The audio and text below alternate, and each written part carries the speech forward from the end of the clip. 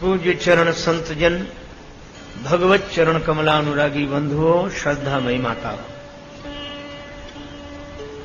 भगवान की मंगलमयी कृपा से श्री हनुमान जी महाराज की भावमयी उपस्थिति में उन्हीं की अकारण करुणा के कारण भगवान की भुवन पावनी गौरव गाथा का गायन श्रवण लाभ हम लोग प्राप्त करें। उसके पूर्व बड़े प्रेम से श्री भगवान नाम संकीर्तन मिलजुल कर मस्ती के साथ हो रहे हैं।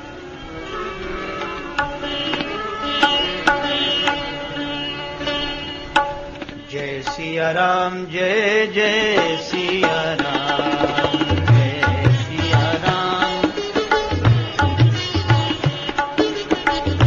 जय सिया राम, जय जय सिया राम, जय सिया,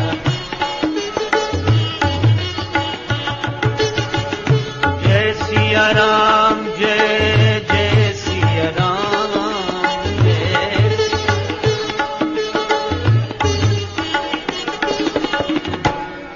सिया राम, जय जय सिया राम, जय सिया राम, जय सिया राम, जय जय सिया राम, जय सिया राम,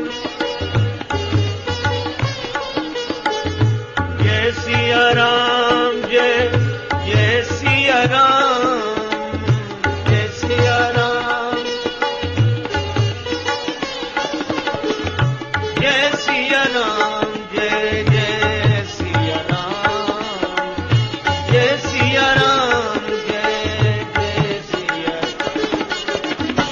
जय सिया राम, जय जय सिया राम, जय सिया राम, मंगल भवन अमंगल हारी, मंगल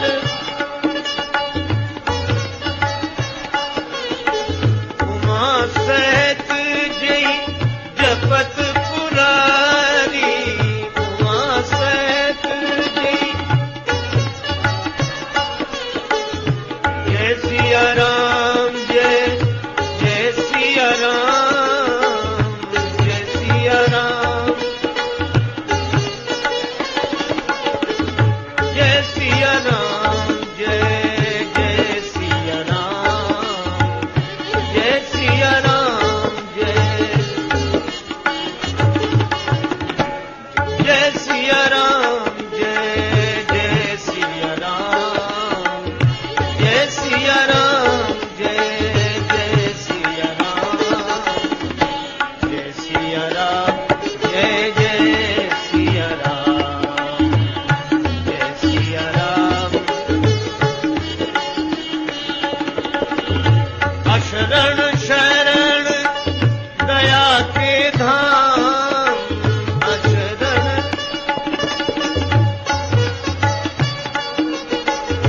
मुझे भरोसा तेरा राम, मुझे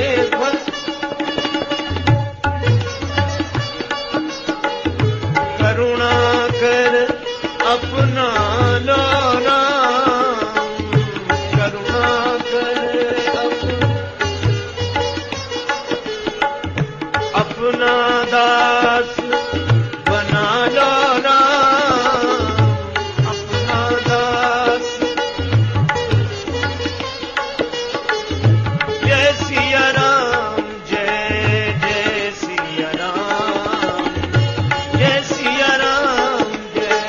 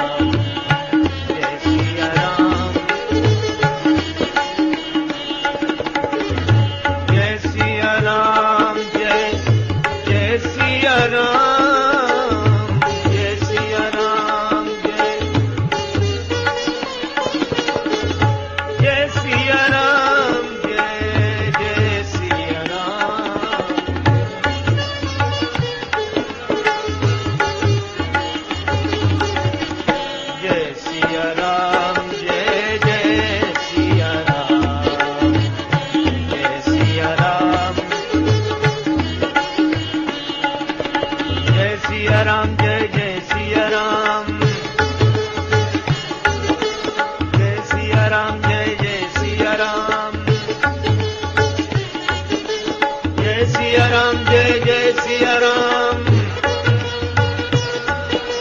जय सिया राम, जय जय सिया राम, जय सिया राम, जय जय सिया राम, जय सिया राम, जय जय सिया राम, जय सिया राम, जय जय सिया राम, जय सिया राम, जय जय सिया राम, जय सिया राम, जय जय सिया राम, जय जय सिया राम, जय जय सिया राम, जय जय सिया राम, सिया राम।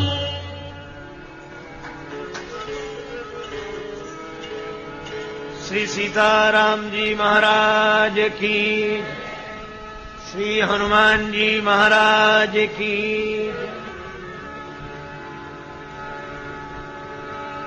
श्री तुलसीदास जी महाराज की जय।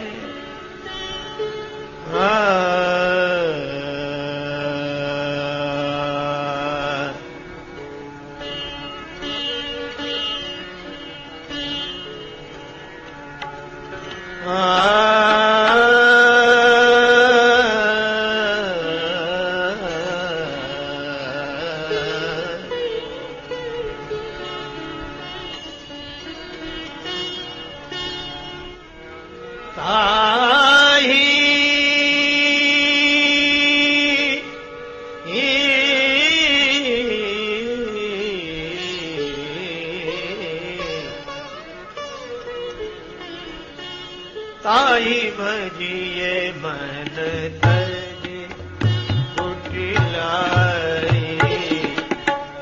ताई भजिए मन तज,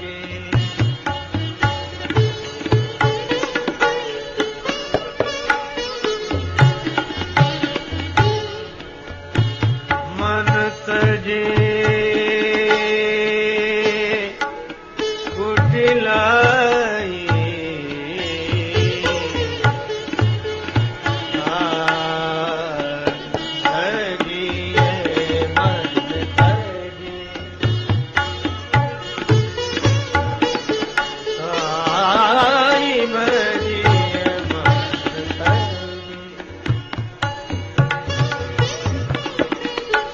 राम भजे गति के ही नहीं पाई,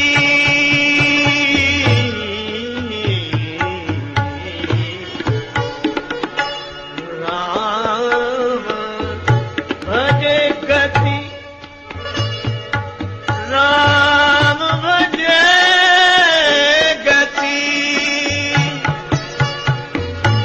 कहीं नहीं पाई,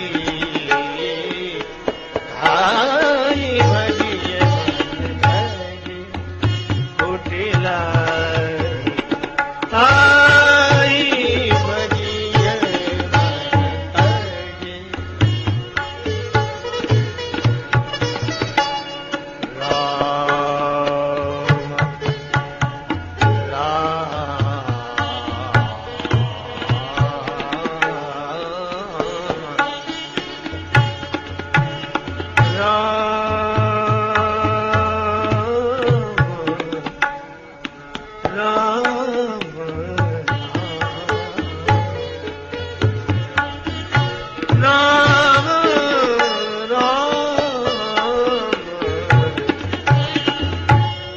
राम भजे गति के नहीं पाई, आई भजिए कुटिलाई, ताई भजिए मन तज।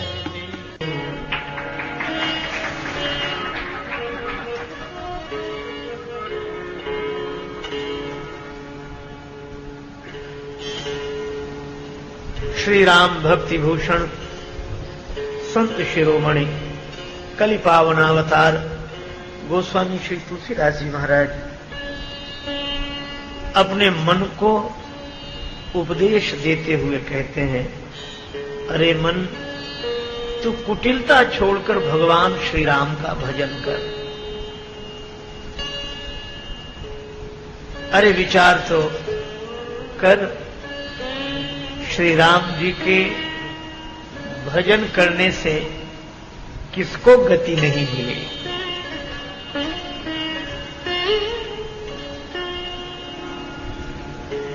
और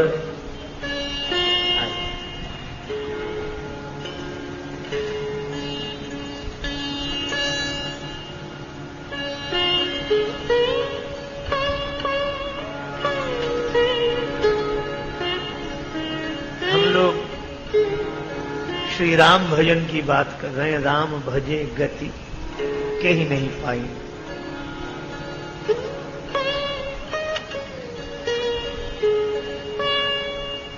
और भजन की चर्चा आरंभ हो और उस समय यह सुयोग ही है कि हमारे परम स्नेही आदरणीय भजन सम्राट श्री पुरुषोत्तम जी जलोटा का आगमन हुआ।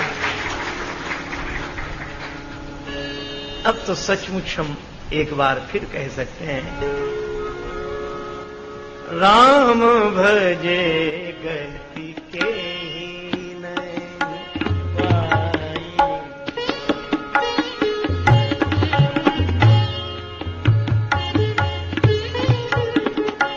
ताहि भजिए मन धरि कुटिलाई।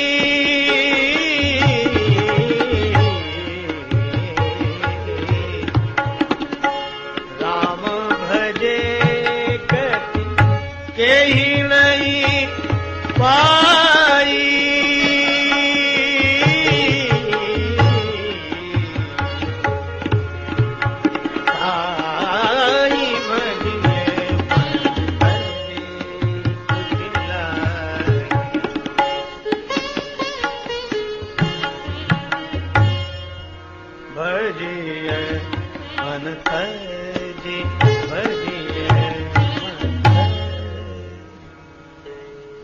श्री राघवेंद्र का भजन करने से किसे गति नहीं मिल गई।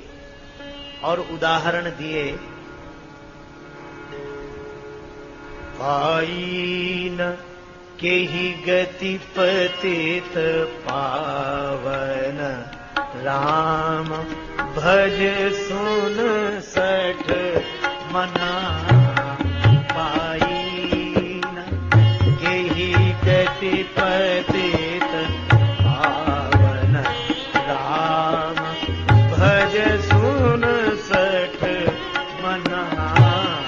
पाई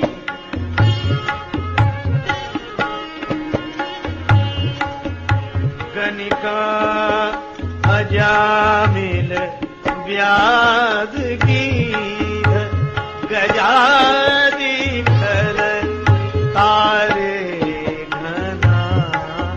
पाई न केहि गति पतित पावन राम भज सुन सठ मना। अब इन पंक्तियों पर विचार करें, बड़ा अद्भुत प्रयोग है। पाई न केहि गति पतित पावन राम भज सुन सठ मना। श्री तुलसीदास जी अपने मन को सठ कह रहे हैं। और श्री रामचरितमानस के अनुसार मानव मन की 3 कोटियां हैं, सठ, खल और मूर्ख। और तीनों के भेद बताए गए। सठ कौन? जो सत्संग पाकर सदा के लिए सुधर जाए, वह सठ है। क्योंकि सठ सुध नहीं सत्संगति पाई। सठ सुध नहीं सत्संगति पाई। पारस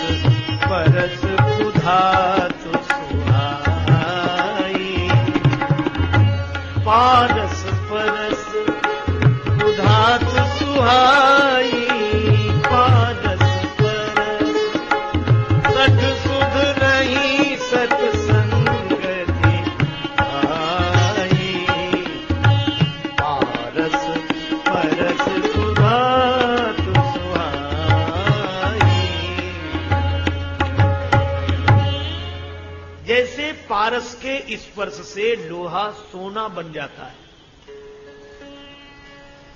उसके बाद सोना फिर लोहा नहीं बनता। इसी तरह सठ वह जो सत्संग पाकर सदा के लिए बदल जाए, वह सठ है। फिर प्रश्न हुआ कि खल कौन? श्री तुलसीदास जी कहते हैं खल वह है जो उतनी देर के लिए ही सुधरे जितनी देर सत्संग है।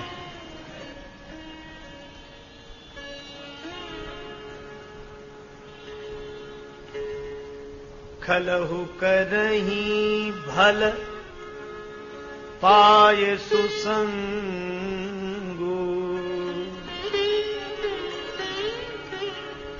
खलहु करही भल पाय सुसंगु,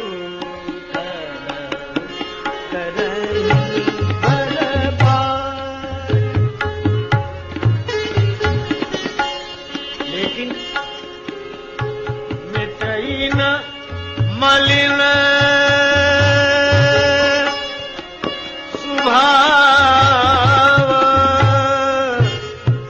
अभंगु करही भल पाय, खलहु करही भल पाय। मिटई न मलिन स्वभाव,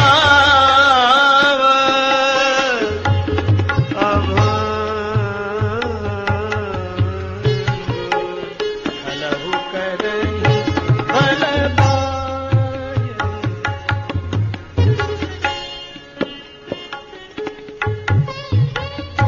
खल में जो परिवर्तन है वह क्षणिक है, और सठ में जो परिवर्तन है वो स्थायी है। तो तुलसीदास जी कहते हैं, अरे मन, हम तुम्हें इसलिए समझा रहे हैं क्योंकि तुम खलहीन हो, सठ हो, सुधर सकते हो। इसीलिए पाई न के ही गति पतेत पावन, राम भज सुनु सठ मना। अरे तू तो सठ है, और भगवान के भजन से तो सठ की कौन कहे, खलों का उद्धार हो गया। गणिका जामिल व्याध गीध गजादि खल तारे घना।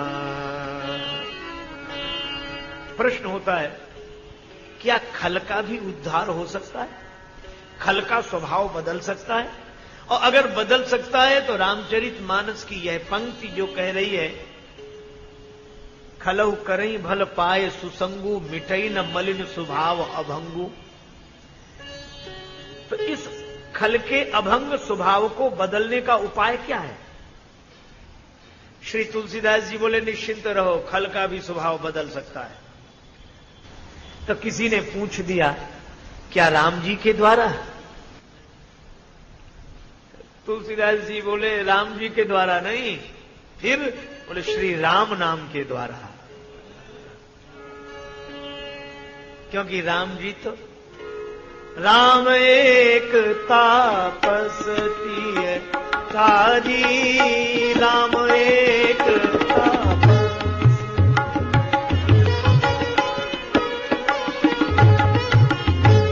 राम जी ने तो पाषाणी बनी हुई एक ऋषि पत्नी अहिल्या जी का उद्धार किया, लेकिन राम नाम ने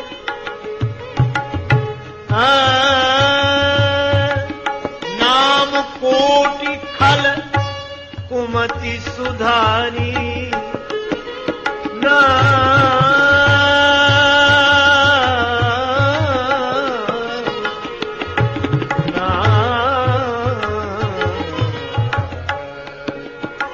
कोटि खल कुमति सुधारी, राम एक तापस दिए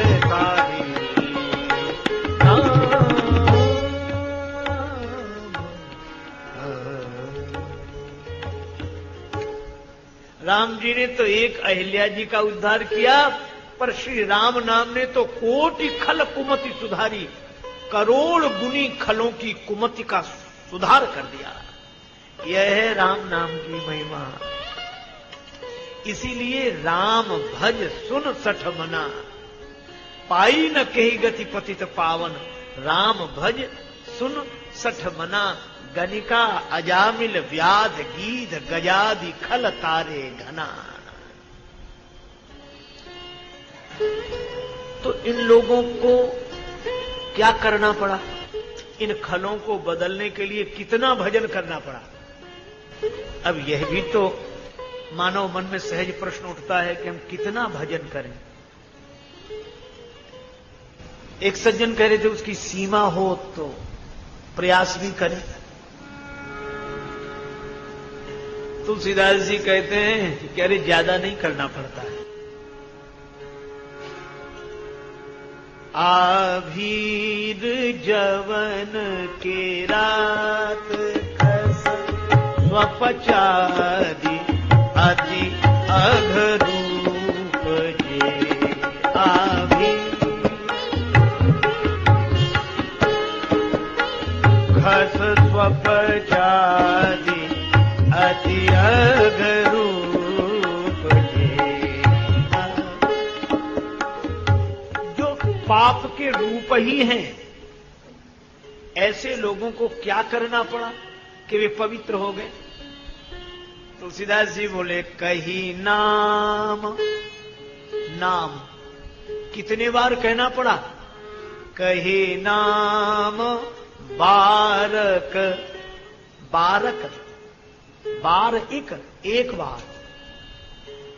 राम जी के नाम की ऐसी महिमा कि एक बार दिया। कही नाम बारक तेपी पावन होहि राम नमामि ते। कही नाम बारक तेपी पावन होहि राम नमामि ते। कही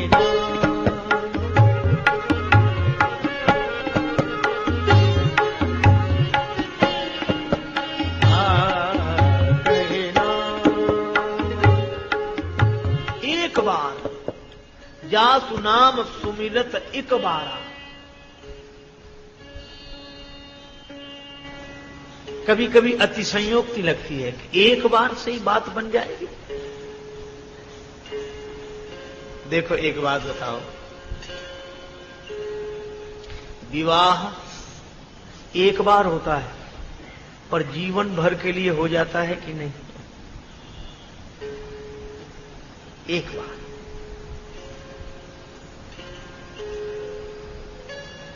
जन्म बार बार नहीं होता, एक बार हो गया फिर पूरी जिंदगी आपके हाथ में। तो जैसे जन्म एक बार हो गया, अब पूरी जिंदगी आपके हाथ में है। विवाह एक बार हो जाता है, जीवन भर साथ निभाते हैं लोग। इसी तरह भगवान की शरणागति भी बार बार नहीं होती, एक बार हो जाए फिर तो निभाना भगवान के हाथ है।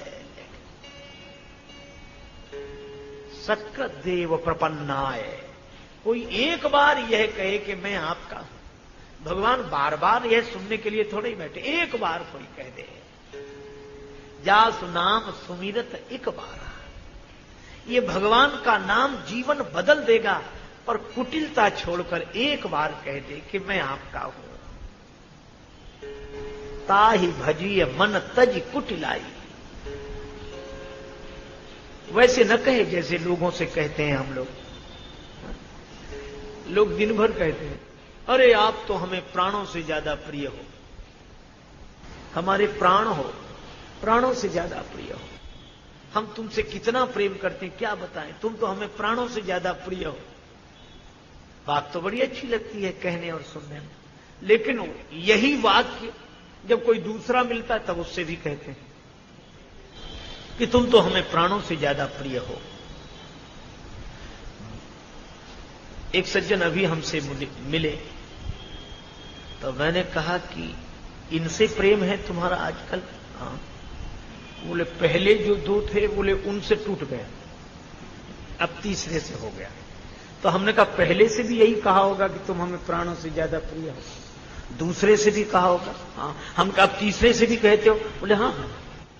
अच्छा, हम लोग दिन भर कहते हैं तुम तो हमें प्राणों से ज्यादा प्रिय हो, प्राणों से ज्यादा प्रिय हो, और यह हम अच्छी तरह जानते हैं कि केवल कहने की बात है।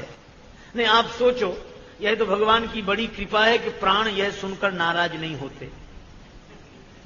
नहीं, यदि प्राण नाराज हो जाएं कि हमसे ज्यादा प्रिय मिल गए हैं तो अब इन्हीं को रखो, हम जा रहे हैं, बोलो तो कौन कहेगा? लेकिन जानते हैं कि प्राण नाराज नहीं होते। तो ऐसा कहना एक बार नहीं होता, ये बार बार का कहना औपचारिकता है। पर भगवान कहते हैं कि मुझसे हृदय से एक बार कह दो, एक बार।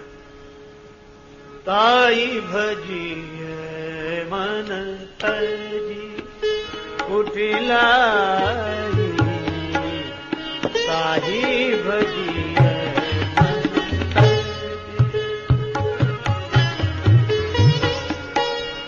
राम भजे गति के ही नहीं पाई, भजिए मन तजे राम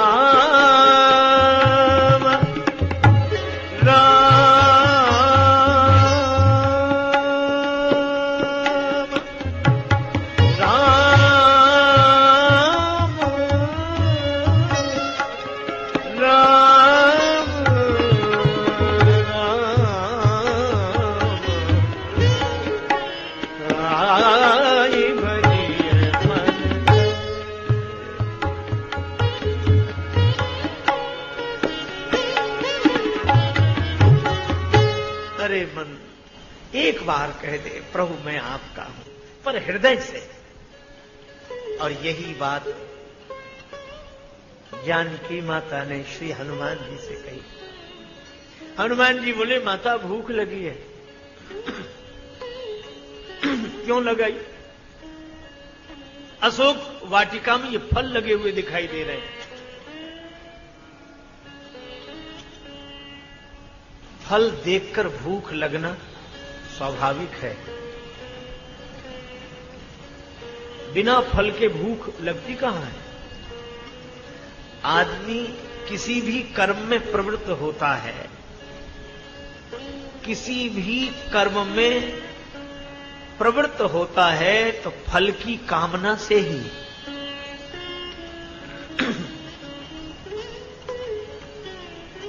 सीता माता बोली यह फलाहार करना चाहते हो? हां मां, पर राक्षस रखवाली कर रहे हैं। अब यह अद्भुत व्यंग है। लंकापुरी में जो अन्य राक्षस निवास करते हैं उनके खान पान का वर्णन करते हुए श्री तुलसीदास जी ने कहा, कहूं महिष मानुष धेनु खर अज खल निशाचर भक्षही। महिष मानुष धेनु खर अज, भैंसा, मनुष्य, गाय, गधा, बकरा, इनका भक्षण राक्षस करते हैं, इनका मांसाहार करते हैं, लेकिन इन पर कोई रोक नहीं है। और व्यंग देखो, अशोक वाटिका में पहरेदार है। अर्थ क्या हुआ? रावण के यहां फलाहार पर रोक थी, वहां पहरेदार बैठे, खबरदार फलाहार कोई नहीं कर सकता, मांसाहार करो कोई रोक नहीं है, फलाहार करो तो प्रतिबंध है। इसको किसी व्यवहारिक घटना से मत जोड़िए। इसको हम लोग इस दृष्टि से देखें, ये फल, जीवन का फल जब कोई प्राप्त करना चाहता है तो ये विकार उसकी रखवाली करते हैं। विकार साधक को जीवन के फल तक पहुंचने नहीं देते। वह चाहता तो है कि मैं भी जीवन का फल प्राप्त करूं, और ये मन की भूख मिटेगी ही तब जब जीवन का जो फल है वह प्राप्त हो जाए। जिंदगी में जिंदगी का राज पाना चाहिए, जिंदगी में जिंदगी को मुस्कुराना चाहिए, और जिंदगी में जिंदगी की शर्त अगर पूरी न हो तो जिंदगी को जिंदगी से रूठ जाना चाहिए। जीवन में जीवन का फल, जिंदगी एक तीर है जाने न पाए रायगा, पहले निशाना देख लो बाद में खींचो कमान।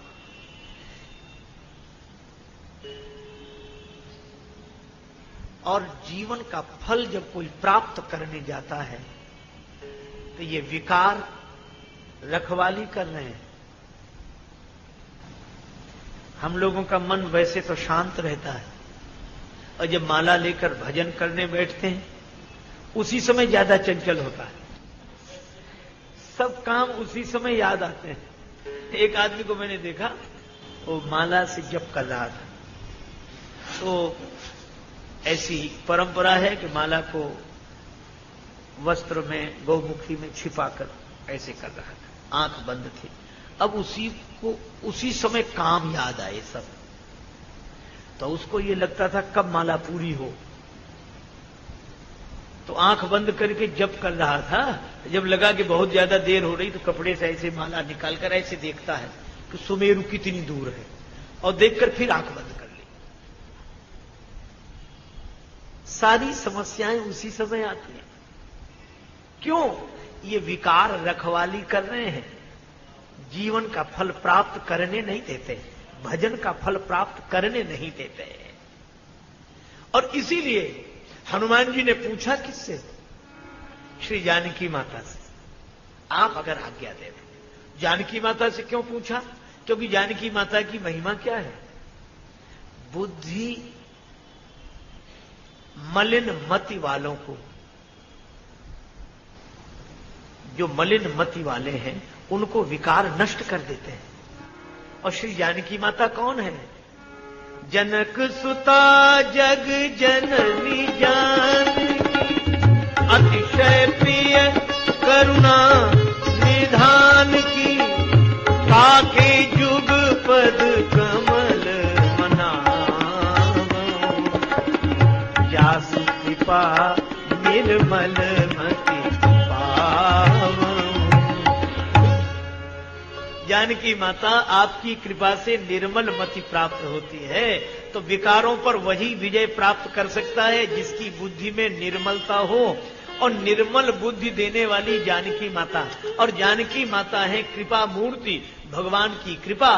तो संकेत यह है कि भगवान की कृपा से ही बुद्धि निर्मल होती है, और कोई उपाय न कभी था, न है, न होगा। जानकी माता से कहा कि मैं ये फलाहार कर लूं। जानकी मैया बोली सुनो, ये फल विष से भरे हैं, विषाक्त हैं। क्यों? बोली अशोक वाटिका तो रावण की है, बगीचा रावण का है।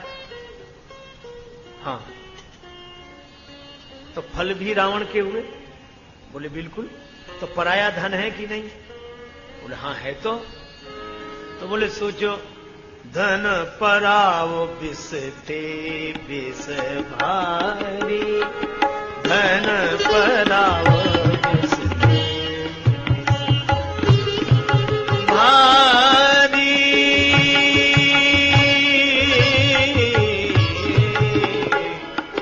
पराओ बिसते, पराओ बिसते, पराओ बिसते।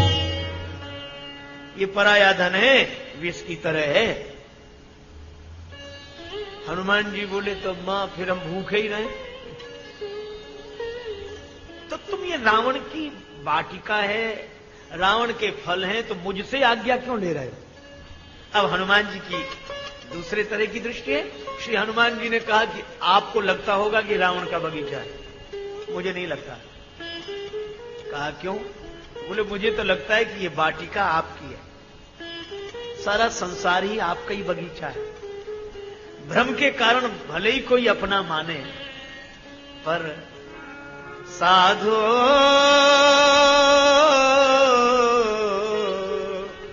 यह जग राम बगीचा, साधो यह जग राम बगीचा।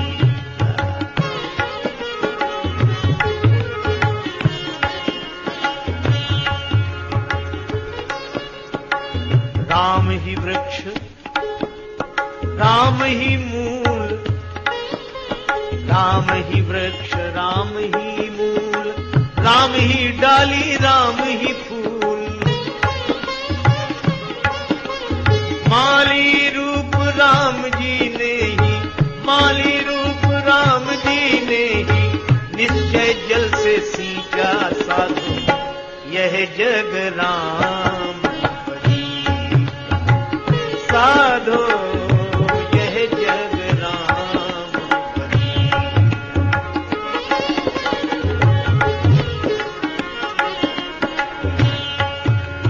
भीतर एक अनेक है बाहर, भीतर बाहर एक बराबर। भीतर एक अनेक है बाहर, भीतर बाहर एक बराबर।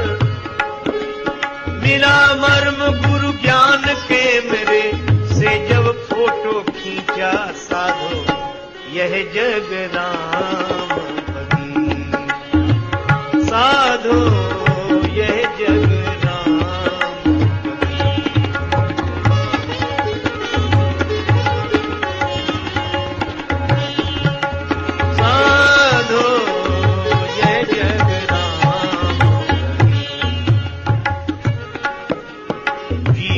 पथ में जो भी मिले हैं, तरह तरह के सुमन खिले हैं। जीवन पथ में जो भी मिले हैं, तरह तरह के सुमन खिले हैं।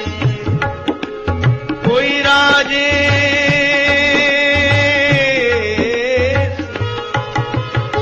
कोई राजेश रंग है, कोई ऊंचा कोई नीचा। साधु यह जग राम, साधो यह जग राम।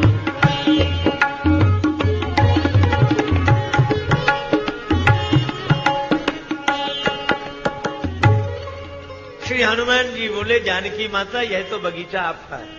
कहा क्यों? का फल किस में लगे? का वृक्ष में। और वृक्ष का जन्म किससे हुआ? पृथ्वी से। और जानकी माता एक बात पूछूं, आपका जन्म किससे हुआ? पृथ्वी से। तब पृथ्वी से आपका जन्म हुआ और पृथ्वी से ये वृक्ष जन्मे, तो इन वृक्षों पर आपका अधिकार है कि रावण का? इसलिए यह तो आपका बगीचा है, मैं तो आपका मानता हूं। जानकी माता बोली तब एक काम करो। क्या? बोले फिर इसका प्रभाव नहीं पड़ेगा। क्यों? भाव परिवर्तन से जीवन बदल जाता है। देखी बुद्धि बल निपुण कपि, कहे वो जान की जाहु। रघुपति चरण हृदय धरी, तात मधुर फल खा। राम जी के चरणों को हृदय में रख लो। आहा, बस फिर ये फल तुम्हारे लिए मधुर हो जाएंगे। विकारों के कारण जो फल विषाक्त हैं, वे अगर भगवान के चरणों को हृदय में रख लोगे तो वे फल विषाक्त नहीं रहेंगे, मधुर हो जाएंगे। भगवान शिव से किसी ने पूछा कि विष का आप पर कोई प्रभाव नहीं पड़ा? शिव जी बोले विष आया बाहर से और राम थे मेरे भीतर, उधर से आया विष, इधर से मैंने कहा राम, तो विष में राम मिल गया तो विश्राम हो गया। रघुपति चरण हृदय धरे, राम जी के चरणों को हृदय में रखो। और संकेत है हृदय में, भाव से, हृदय से एक बार बस भगवान के श्री चरणों का आश्रय ले लो, फिर आनंद ही आनंद है। एक बार एक पिता अपनी बेटी की ससुराल में गया, मजबूरी थी, रात्रि को बेटी की ससुराल के घर में ही रुकना पड़ा। शाम हुई, बेटी ने कहा पिताजी भोजन कर लीजिए, जल पी लीजिए। पिता बोला कि नहीं बेटी, एक दिन की बात है, भूखा रह जाऊंगा, पर यहां मैं भोजन नहीं करूंगा। क्यों? उनकी धार्मिक मान्यता यह थी कि बेटी के यहां अन्न जल ग्रहण नहीं करना चाहिए। बेटी ने कहा आंखों में आंसू भरकर कि पिताजी आप घर में होते तो भोजन न करते। पिता ने कहा वहां कर लेता। कहा क्यों? बोले वहां भोजन हमारा था और यहां अन्न तुम्हारा है। बेटी ने बहुत समझाया, पर अपनी धर्मनिष्ठा की कठोरता के कारण पिता विचलित नहीं हुए। भगवान के भक्त थे, भगवान का स्मरण करते हुए सो गए, तो स्वप्न में भगवान प्रकट हुए, बड़े उदास। तो भक्त ने पूछा कि प्रभु इतने उदास दिख रहे हैं, क्या बात है, उदासी का कारण क्या? भगवान ने उसी उदासी के स्वर में कहा अरे जाने दो, अब तक तुमने हमें धोखे में ही रखा।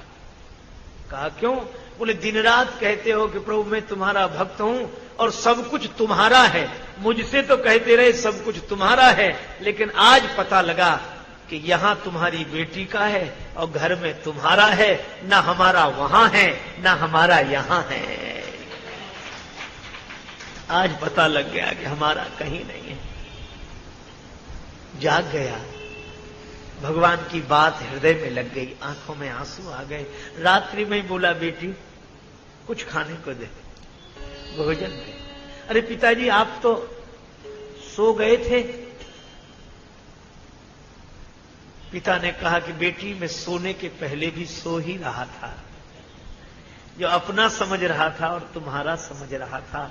सही बात यह है कि न मेरा है न तुम्हारा है, सब कुछ भगवान का है, सब कुछ भगवान का है। तो संसार में रहना बुरा नहीं है, पर संसार को अपना मानकर या किसी और का मानकर रहना इसलिए उचित नहीं है। अपना मानेंगे तो राग होगा, दूसरे का मानेंगे तो द्वेष होगा, और भगवान का मानेंगे तो न राग होगा न द्वेष होगा। जीवन आनंद से भर जाएगा, भगवान के प्रेम से भर जाएगा। इसलिए रघुपति चरण हृदय धरि तात मधुर फल खाओ। ये भगवान के चरण हृदय में रखने की बात इसलिए भी कही क्योंकि ये राक्षस हैं, ये विकारों को कोई अपने आचरण के बल पर नहीं जीत सकता। विकारों पर अगर कोई विजय पा सकता है तो भगवान के चरण के बल पर पाई जा सकती है, आचरण के बल पर नहीं। भगवान के चरणों का आश्रय है। चले नाई सिरु बैठे बागा, चले नाई सिरु बैठे बागा, चले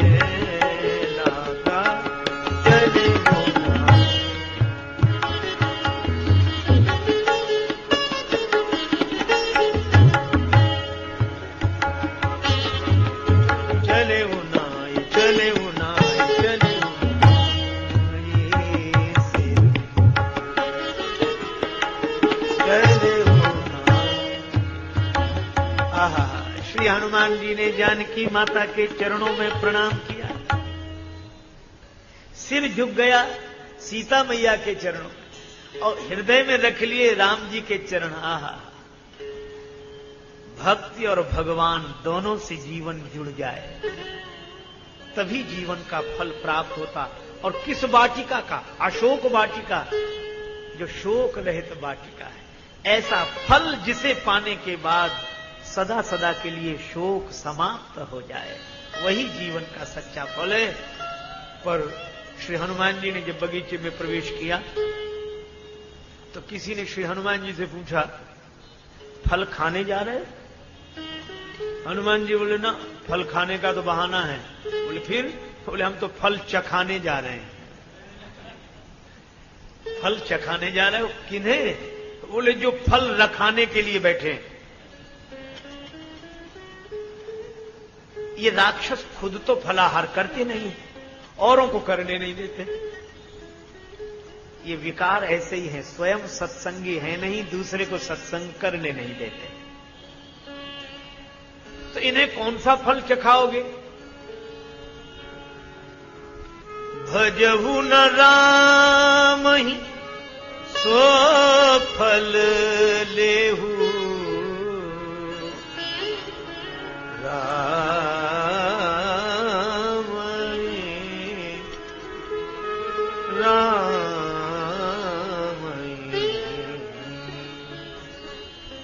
राम जी का भजन नहीं करने का जो फल है वही इन राक्षसों को मिलेगा।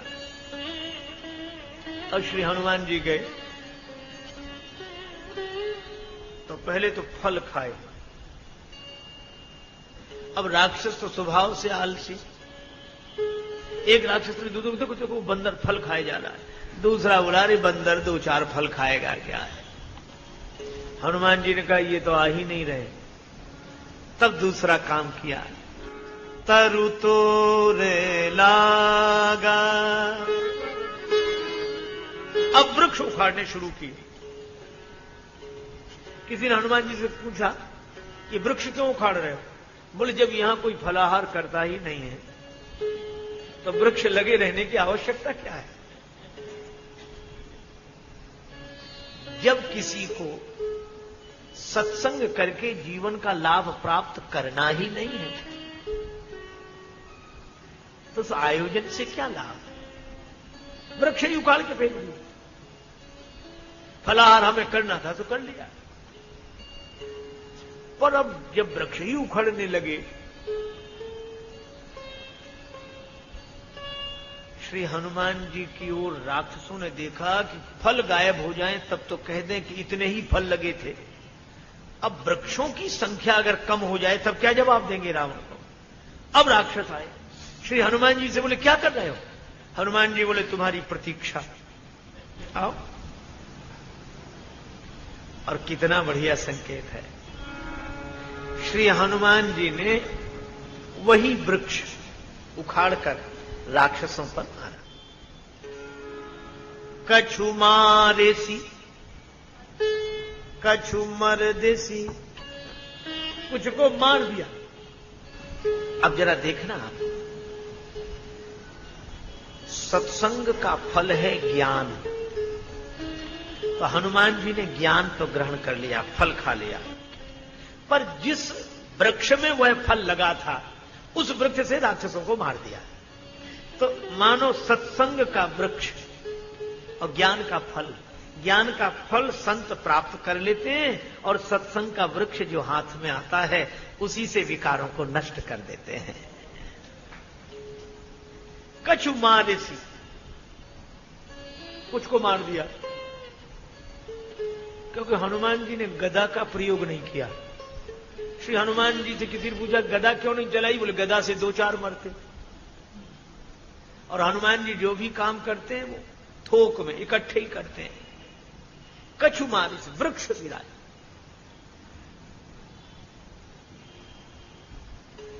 और कछु मर देसी, एक राक्षस को इस हाथ में पकड़ा, एक को इसमें, और बड़ा विशाल रूप बजरंगबली ने बना लिया, ऐसे रगड़ने लगे। कछु मर देसी। अब दूसरे राक्षस वो चिल्लाए बचाओ बचाओ, तो दूसरे राक्षस कहीं बचाएं तो तब जब वहां तक पहुंचे इतना विशाल रूप है। तो किसी ने कहा पांव पकड़ के बंदर को नीचे गिराओ।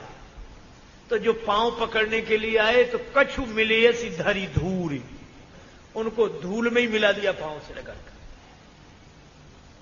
किसी ने तुलसीदास जी से कहा कि आपने संख्या नहीं लिखी, कुछ को मारा, कुछ को रगड़ दिया, कुछ को धूल में मिला दिया, संख्या लिखनी चाहिए थी। तुलसीदास जी बोले अरे मरने दो। कहा क्यों? बोले विकारों की गिनती करना ही मुश्किल है, विकारों की गणना नहीं की जा सकती। और दूसरे फिर ये राक्षस है, मरने दो, इनकी क्या गिनती करना। कौन से महापुरुष हैं जो इनकी पूर्ण जयंती मनाई जाएगी तो रखा जाए, कितने मरे। गनई को पार निशाचर जाती, मन में कितनी बुराइयां आ सकती हैं, इनकी गणना नहीं की जा सकती। देख अमित आपन परिवार, ये विकारों का परिवार अमित है। कुछ बच गए, उन्होंने रावण को खबर दी।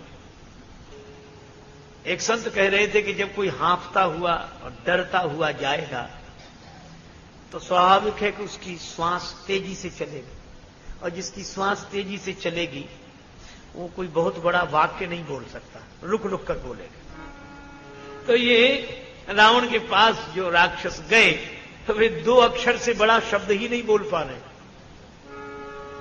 नाथ 2 अक्षर, नाथ एक आवा कपि भारी। मानो नाथ कहकर फिर नाथ एक आवा कपि भारी। अब थोड़ा ठहराव आया श्वास में तो बोले सो अशोक, अब 3 अक्षर का शब्द, अशोक वाटिका उजारी। रावण ने कहा चिंता मत करो, अक्षय कुमार को भेजता हूं।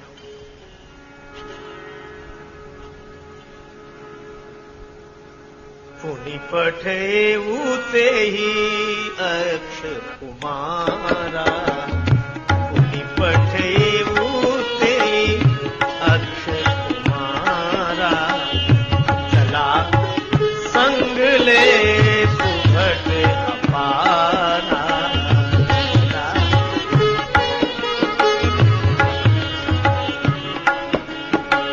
चला संग ले सुभट अपारा।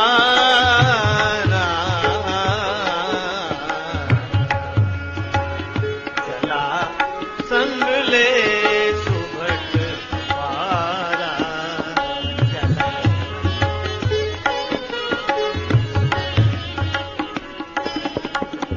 अब बहु भट्ट थे। अक्षय कुमार आया तो चला संगले सुभट। और बाद में वर्णन आता है कि अक्षय कुमार का जब हनुमान जी के द्वारा वध हो गया तो मेघनाद आया। अब मेघनाद के संग कौन था? भट्ट नहीं, सुभट नहीं, रहे महाभट्टता के संगा। भट्ट, सुभट, महाभट्ट। लेकिन हनुमान जी ने सबको भटाभट कर दिया, एक नहीं बचा। भट्ट, सुभट, महाभट्ट। और जितना बड़ा योद्धा उतनी आसानी से मारे। गह गए कपि मर्दई निज अंगा। महाभट्ट को ऐसे पकड़ा, रगड़ा, इतने में साफ। पर एक बात है, हनुमान जी परम बलवान हैं। अतुलित बलधाम, अतुलित बलधाम। हेम शैलाभ देहं, धनुज बन कृशानु।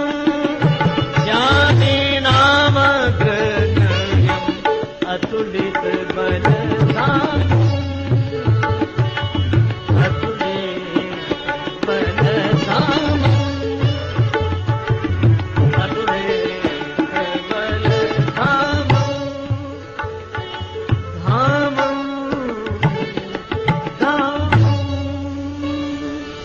हनुमान जी अतुलित बल के भंडार हैं, बलवान हैं, परम बलवान हैं, लेकिन उद्दंड नहीं है।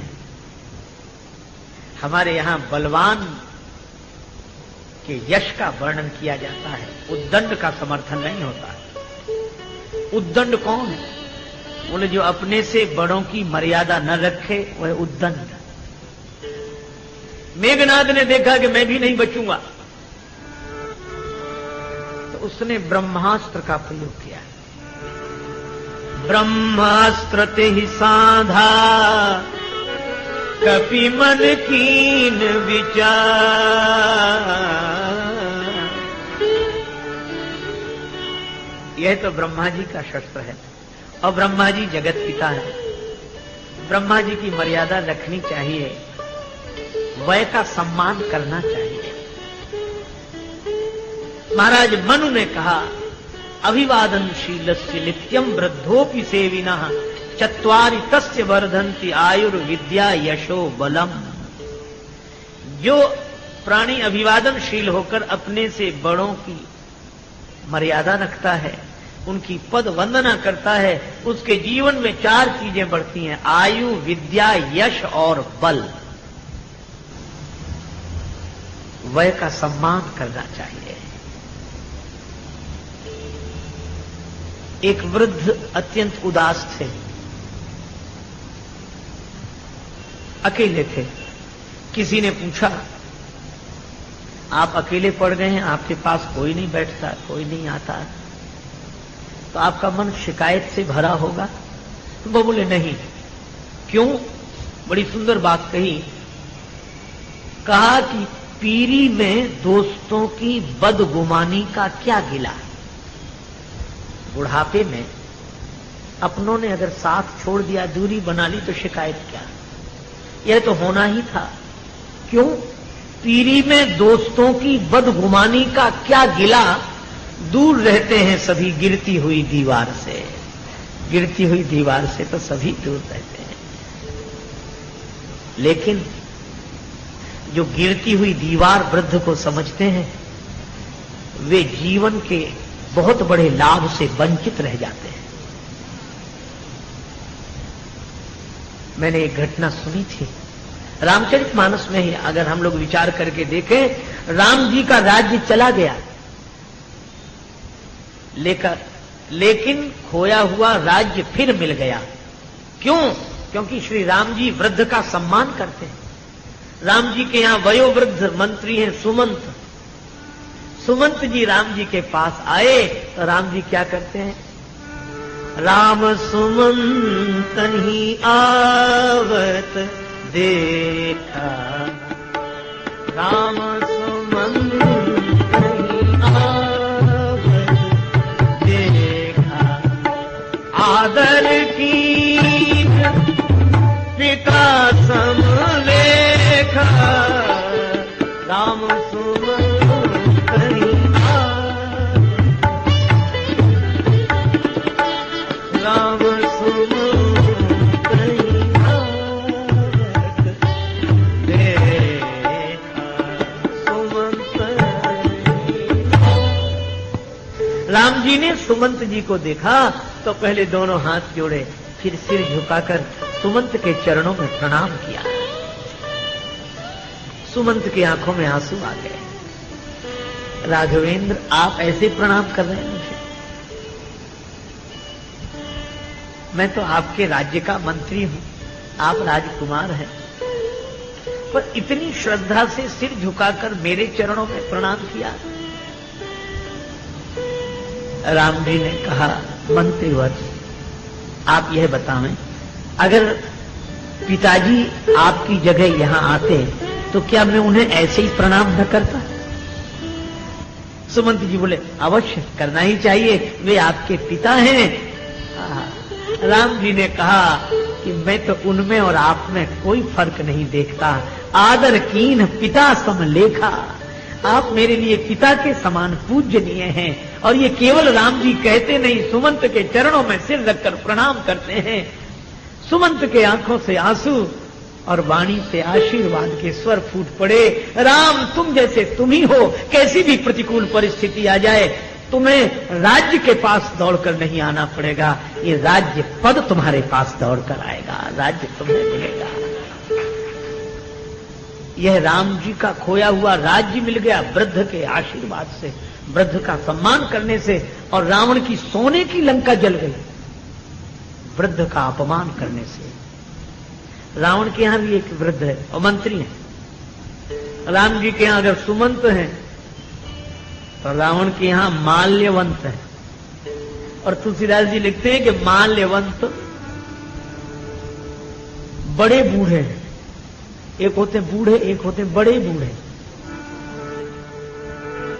माल्यवंत यते जरठ निसाय, माल्यवंत यते जरठ निसाय, रावण मातु पिता वरुग्रीवर, माल्यवंत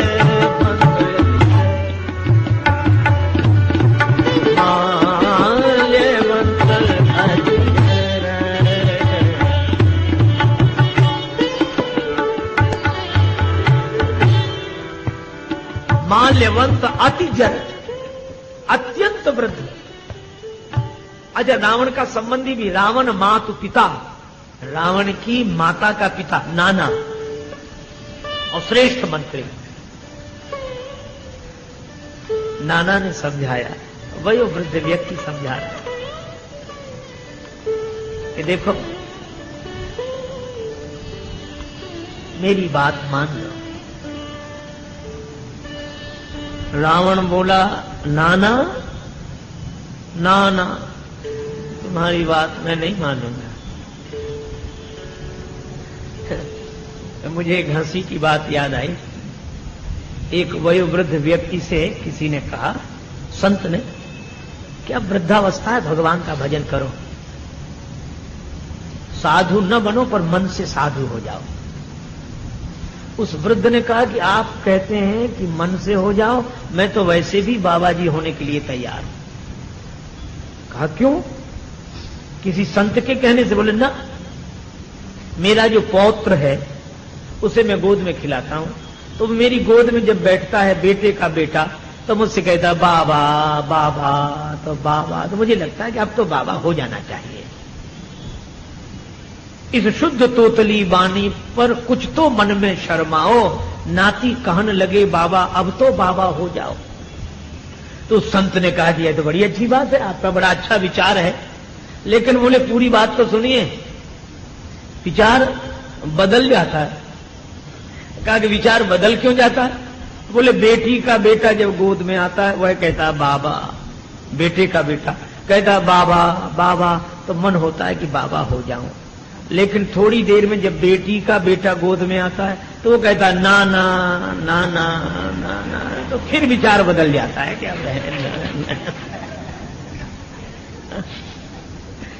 रावण का भी नाना समझा रहा कि मान जा, पर रावण केवल नाना करता तब भी बात समझ में आती। रावण क्या बोला?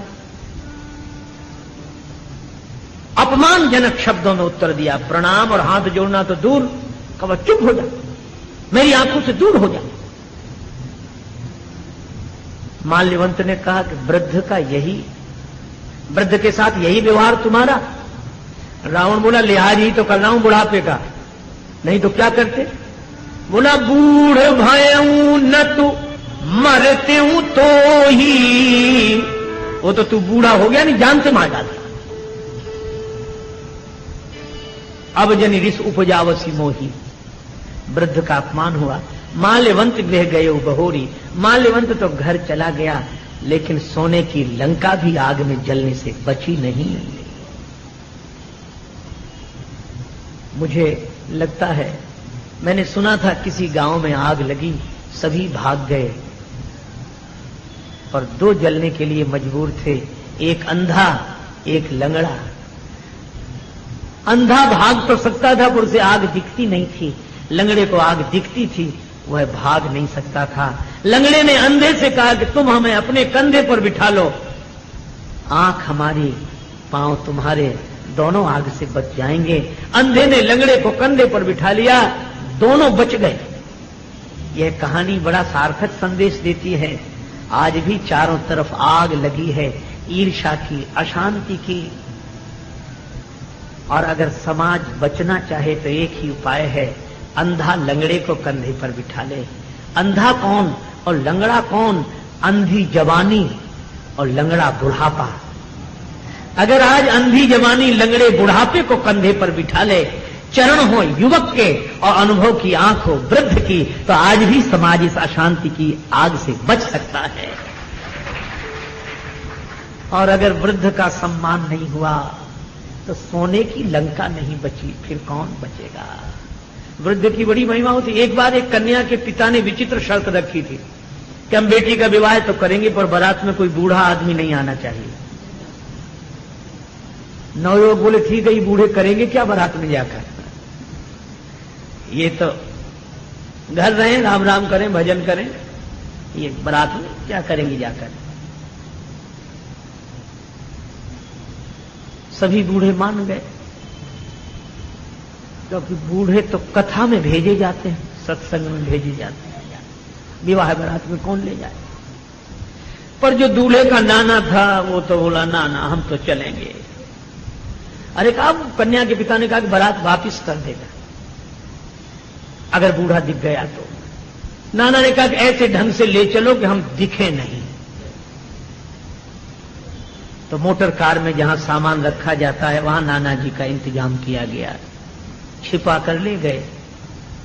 लेकिन बारात पहुंची, कन्या के पिता ने अपना एक गुप्तचर भेजा कि देखो कोई बूढ़ा तो नहीं आया है। उसने कहा कि नहीं, कोई बूढ़ा नहीं। तो उस कन्या के पिता ने अपनी ओर से एक सेवक भेजा संदेश लेकर कि हम अपनी बेटी का विवाह करने के लिए तैयार हैं, पर हमारी एक शर्त है, वो पूरी करनी पड़ेगी। क्या? बोले हमारे गांव के किनारे जो नदी बह रही है उस नदी में पानी की जगह शुद्ध दूध बहा दो तो हम अपनी बेटी का विवाह करेंगे।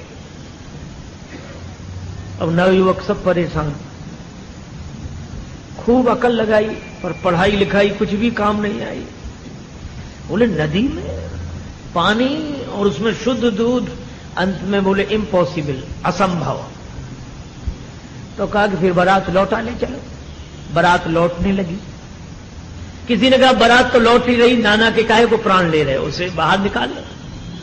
तो नाना जी से कहा कि आओ। नाना जी बोले क्यों? बोले अब कोई डर नहीं है। कहा क्यों? बोले बारात लौट रही है। नाना ने कहा क्यों लौट रही बारात? बोले कन्या के पिता ने ऐसी शर्त रखी है कि हम पूरी नहीं कर सकते। कौन सी शर्त? यही कि गांव के किनारे नदी में पानी की जगह शुद्ध दूध बहाना होगा। नाना बोला छोटी छोटी बातों पर कहीं बारातें लौटती? लड़के बोले दिमाग खराब है, ये छोटी बात है? नाना बोला बिल्कुल छोटी बात। तो बोले फिर हम क्या करें? बोले कुछ नहीं, तुम भी अपनी ओर से एक सेवक भेजो और संदेश भेजो कि हमने दूध का इंतजाम कर लिया है, नदी में जितना दूध बहाना हो बहा लो, हमारे पास शुद्ध दूध की व्यवस्था है। लेकिन हमारी भी एक शर्त है। क्या? नदी का पानी खाली तुम करा दो, दूध हम बहा देंगे। अब कन्या के पिता को पता लगा कि वो कहते नदी का पानी खाली कराओ, दूध हम बहा देंगे। तो कन्या का पिता बोला कि जरा छानबीन अच्छी तरह करो, बारात में जरूर कोई वृद्ध आया है, बूढ़ा आया है, नहीं तो ये हो नहीं सकता। इसलिए भाई वृद्ध का सम्मान करो, वय का सम्मान करो।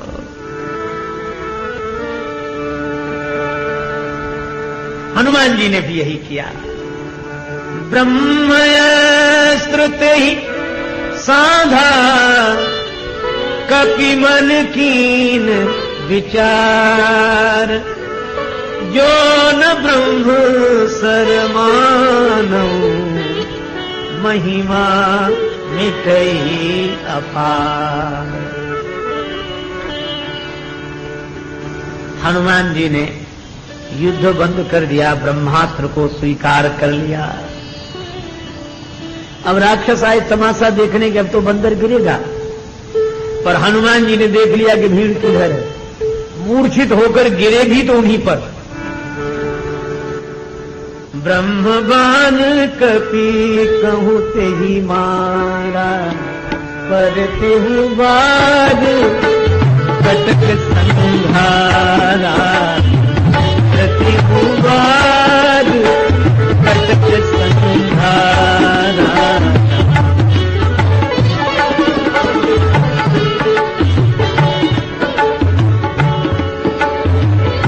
कहीं देखा कभी मूर्छित भयऊ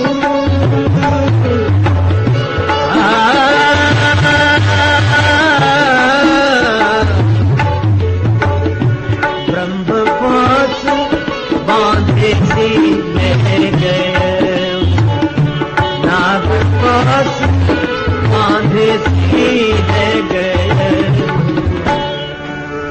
मेघनाद ले गया हनुमान जी को बांधकर। हनुमान जी बंध गए। किसी ने कहा क्या आप ये बंधन नहीं तोड़ सकते? हनुमान जी बोले बंधन तो तोड़ सकता था, लेकिन वृद्ध का बंधन नहीं छोड़ सकता। और बंधन के कारण बंधन में पड़ा हो, कोई बात नहीं। श्री हनुमान जी ब्रह्मास्त्र की मर्यादा रखते हैं। रावण के दरबार में उपस्थित हुए। रावण बैठा और रावण ने जो श्री हनुमान जी को देखा तो उसे बड़ा आश्चर्य हुआ और क्रोध भी आया। आश्चर्य इस बात पर, रावण बोला कौन है तू?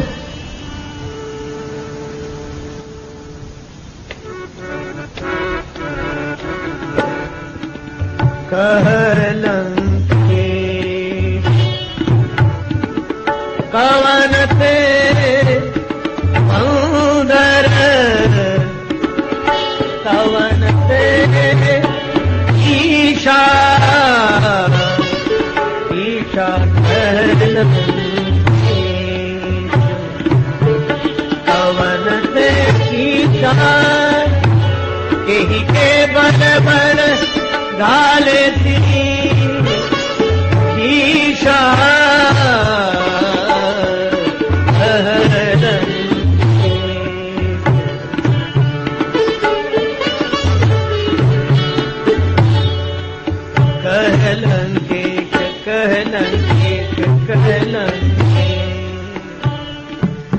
रावण बोला अरे बंदर तू कौन है? किसके बल पर बगीचा उजाड़ा? क्या मेरा नाम नहीं सुना? जरूर तूने मेरा नाम नहीं सुना है। अगर सुना होता तो ऐसा निडर नहीं दिखाई देता। कीधो श्रवण सुने से नहीं मोही, देखूं अति असंख्य सठ तो ही। हनुमान जी मुस्कुराते रहे। हनुमान जी ने कहा डरना जरूरी है? तुम्हारे सामने जो आए वो डरे, यह आवश्यक है क्या? रावण बोला यहां जितने भी दिखाई पड़ रहे हैं ना, भ्रकुटी विलोकत सकल सभीता, मेरी भौं टेढ़ी देखते हैं तो सब डर जाते हैं। कौन? कर जोरे सुर दिसिप दिक्पाल देवता सब डरते हैं। हनुमान जी ने कहा इसीलिए डरते हैं। क्यों? क्योंकि रावण वो तुम्हारी भ्रकुटी की ओर देखते हैं, तुम्हारी भौं की ओर देखते हैं, और मैं उसकी भ्रकुटी की ओर देखता हूं जिसके बारे में कहा भ्रकुटी विलास सृष्टि लय होई, सपने हो संकट परई की सोई। जिनकी बंक भ्रकुटी के भय से सागर सप्त उबलते देखा, भ्रकुटी विलास सृष्टि लय होई। हनुमान जी बोले मैं उनकी भ्रकुटी की ओर देखता हूं इसीलिए तुम्हारे सामने निडर हूं, और जो तुम्हारी भ्रकुटी की ओर देखेंगे वे तो डरेंगे। आहा। रावण बोला सठ मेरा नाम नहीं सुना है तुमने, कौन है तू? हनुमान जी ने यह तो नहीं बताया कि मैं कौन हूं, बाद में बताया। पहले यह बताया किसके बल पर बगीचा उजाड़ा। हनुमान जी ने बड़ी सुंदर बात कही, रावण तुम पूछते हो किसके बल पर बगीचा उजाड़ा, मैं कहता हूं कि तुमने किसके बल पर सारे संसार पर विजय प्राप्त की। बल तो एक ही है और एक का ही है। जाके बल लवलेश ते जिते उचराचर झारी झारी कासु दूत में जाही कर हरियाने हूँ प्रिय नारी। जिनके बल पर तुमने सारे संसार पर विजय प्राप्त की, उन राम जी का मैं दूत हूं, दास दूत। रावण,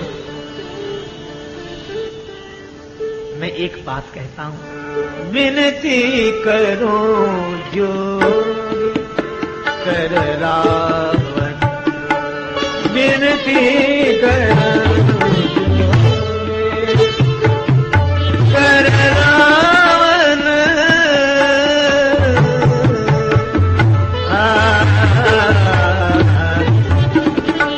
सुनहु मान तेरी मोर सिखावन, विनती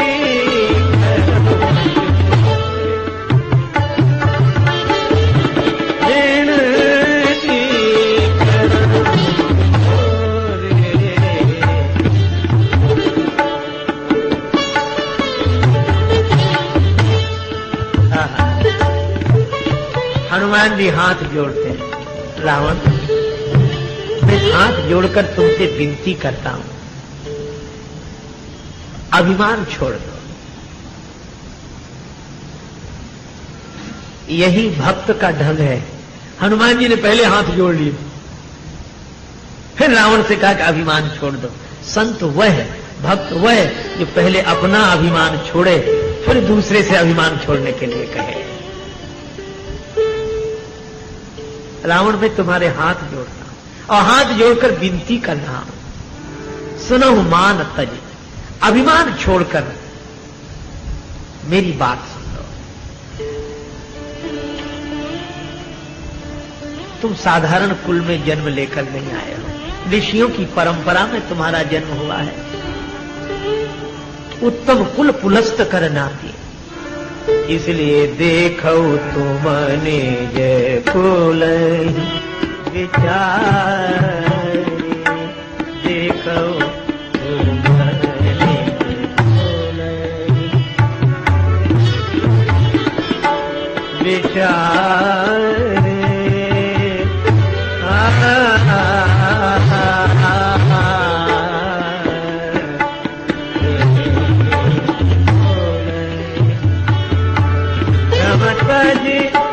भजहू भगत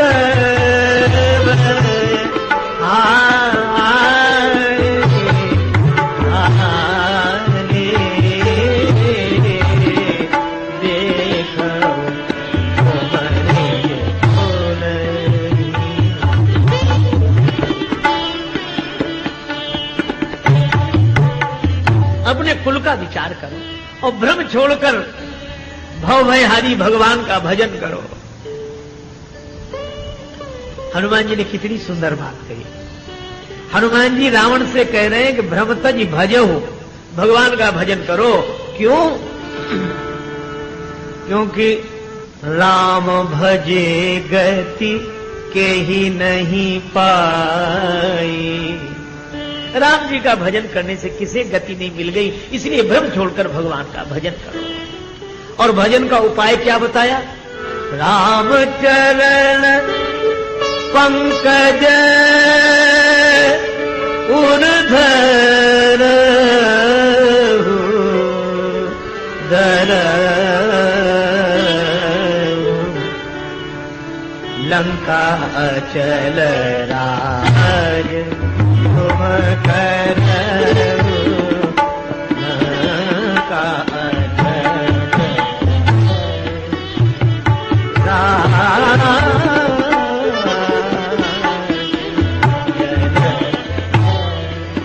लंका में तुम्हारा राज्य होगा। अब इसमें एक संकेत बड़ा सुंदर है। रावण राज्य पद पर बैठा है और हनुमान जी कहते मैं तुम्हें पद छोड़ने के लिए नहीं कह रहा हूं, बल्कि मैं तो चाहता हूं कि ये पद तुम्हारा न छूटे। फिर मैं तुम्हें पद छोड़ने के लिए नहीं कह रहा हूं, मैं तो तुम्हें भगवान के पद से जोड़ने की बात कह रहा हूं। भजन का यह अर्थ नहीं कि आप जहां हैं वो छोड़ दें, आप जहां हैं वहीं रहें, पर वही अविचल हो जाएगा। वह सुख, देखो अगर सुख भोग से जुड़ा रहा तो अविचल नहीं होगा, और सुख अगर भगवान से जुड़ गया तो अचल हो जाएगा। रावण ये पद अगर अभिमान से जुड़ा रहा तो अविचल नहीं होगा, और यह पद अगर भगवान से जुड़ जाएगा तो अविचल हो जाएगा। लंका अचल राज तुम करो। सचमुच ऐसा होता है। एक बार भगवान श्री कृष्ण नंद नंदन श्याम सुंदर की उंगली में चोट लग गई, रक्त बहने लगा। श्री कृष्ण की उंगली में बहता हुआ रक्त देखा, महारानियां विचलित हो गई। शोक सत्य भामा कियो, रुक्मणी रोई धाय धाय, बांधन को पट खोजती, पटरानी अकुलाय, पटरानी अकुलाय।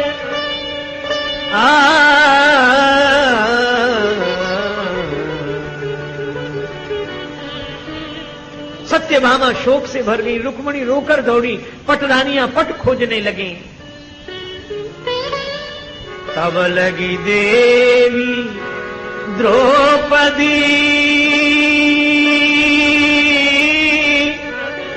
ले देखे यदुवीर, अंगुरी बांधन को तुरत चीरा अपनो चीर, चीरा अपनो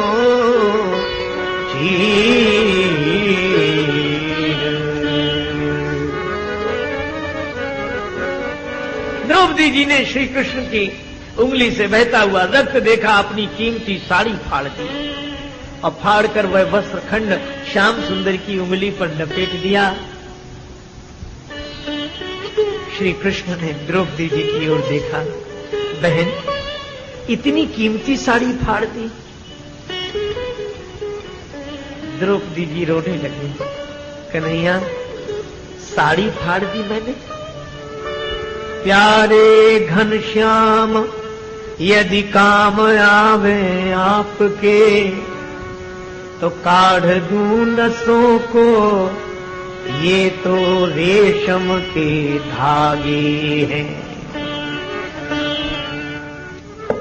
धागे भी साधारण, इनका कौन मोल करे, न दुल्हन के जोड़े हैं, न दुल्हा के बागे हैं। कन्हैया तुम्हारे काम आ जाए तो शरीर की नस नाड़ियां निकाल दूं, ये तो रेशम के धागे हैं, और ये भी साधारण, इनकी क्या कीमत।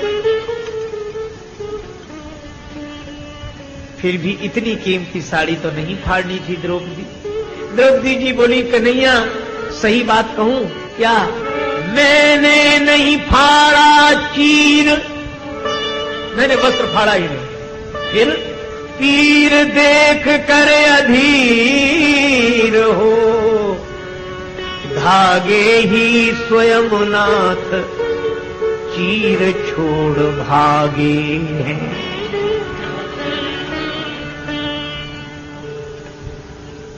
और सही बात तो यह है कन्हैया कि वो धागे हैं अभागे, जो बढ़े नहीं आगे, भाग उन्हीं के जागे जो उंगली पे लागे हैं, भाग उन्हीं के जागे जो आंगुरी पे लागे।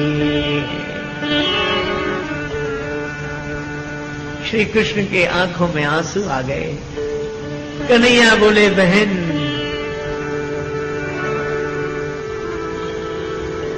रहेगा याद ये दिन न जीवन में भुलाऊंगा, रहेगा याद ये दिन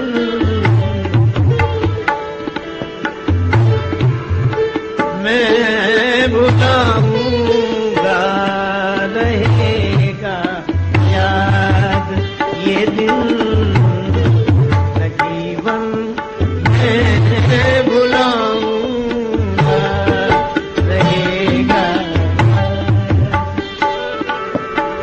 समय पर देखना द्रौपदी तुम्हारे काम आऊंगा, आऊंगा, रहेगा।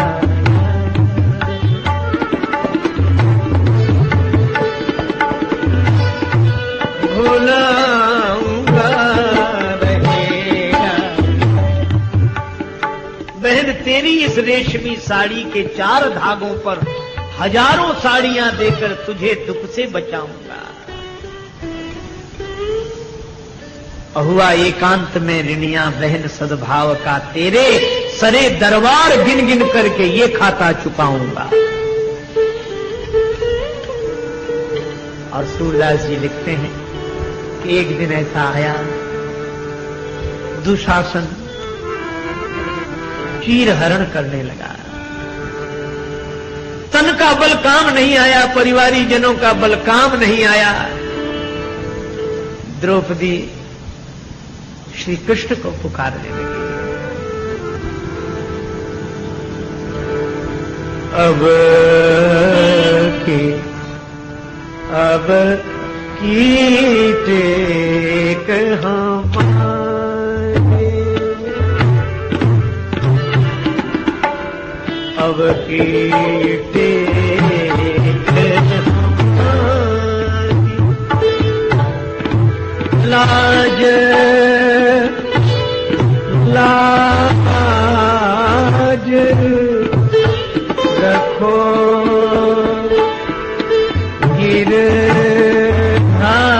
गिरधारी, अब की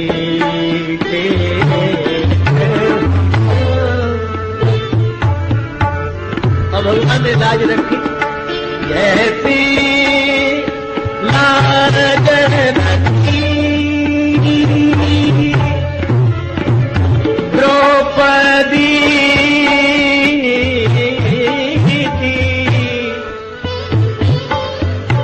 दुशासन पचिहारी,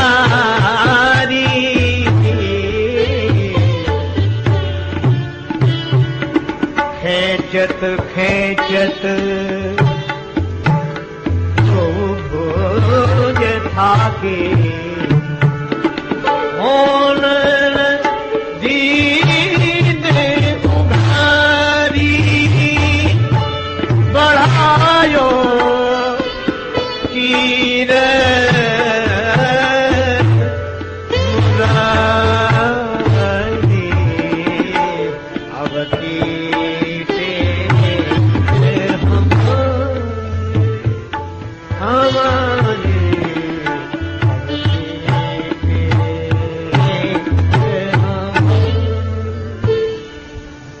भगवान ने ऐसा वस्त्र बढ़ाया कि अंत नहीं हुआ।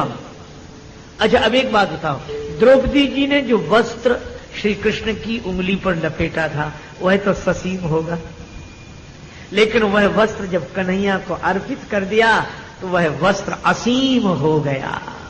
इसलिए हमारे पास जो है वह ससीम है, और अगर भगवान को अर्पित कर देंगे तो असीम हो जाएगा। अनंत से जुड़कर हर चीज अनंत हो जाती है। हनुमान जी यही कह रहे हैं कि रावण तुम्हारा राज्य पद है पर ससीम है, अविचल नहीं है, सब चले जाने को है। एक संत कहा करते थे कि दुनिया में जो मिला है कुछ टूट जाएगा, कुछ फूट जाएगा, और टूटने फूटने से अगर बच गया तो छूट जाएगा। पर भगवान से जोड़ दो जिस चीज को, वो न टूटेगी, न फूटेगी, न छूटेगी। लंका अचल राज तुम करो। पर रावण को हंसी आ गई। तुलसीदास जी कहते हैं विहसा जगत विदित अभिमानी। कहने लगा मैं चारों वेद शास्त्र का पंडित, और मुझे अब बंदर समझाए। मिला हमही कपि गुरु बड़ ज्ञानी। और बंदर में व्यंग है कि बंदर तो स्वयं चंचल है, जो इस शाखा से उस शाखा पर जाए इतना चंचल हो, वो दूसरे से कहे कि स्थिर होकर भजन करो। मिला हमही कपि गुरु बड़ ज्ञानी, बड़ा ज्ञानी बंदर मिला है गुरु रूप में हमें। पर वह अभागा यह नहीं जान सका कि हनुमान जी बंदर तो हैं पर काम के बंदर नहीं हैं। हनुमान जी तो राम के बंदर हैं। जो काम का नचाया हुआ नाचे वह दूसरे को उपदेश देने का अधिकारी नहीं है, लेकिन जो राम का नचाया हुआ नाचे वह तो दूसरों को समझा ही सकता है। हनुमान जी से रावण बोला हमें उपदेश देने का फल जानते हो? हमको उपदेश दे रहे हो, हमें उपदेश देने का फल जानते हो? हाँ, क्यों नहीं। हनुमान जी बोले मैं भारत से आया हूं, हमारे यहां उपदेश देने वाले के प्रति श्रद्धा भाव रखा जाता है, बड़ा सम्मान किया जाता है। रावण बोला हमारे यहां यह नहीं है। फिर रावण ने काल की अधिष्ठात्री शक्ति मृत्यु हनुमान जी के बगल में खड़ी कर दी और कहा कि मुझे समझा रहे हो, जरा अपनी ओर तो देखो। क्या? मृत्यु निकट आई खल तू, मृत्यु निकट आई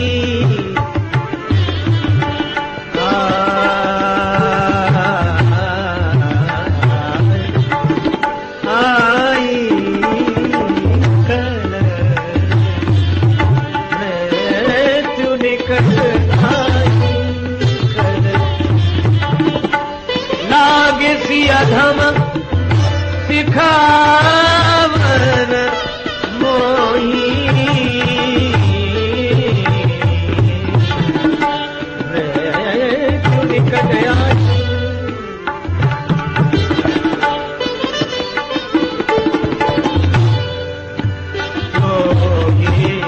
मृत्यु निकट, मृत्यु निकट आई, मृत्यु निकट आई, मृत्यु निकट आई।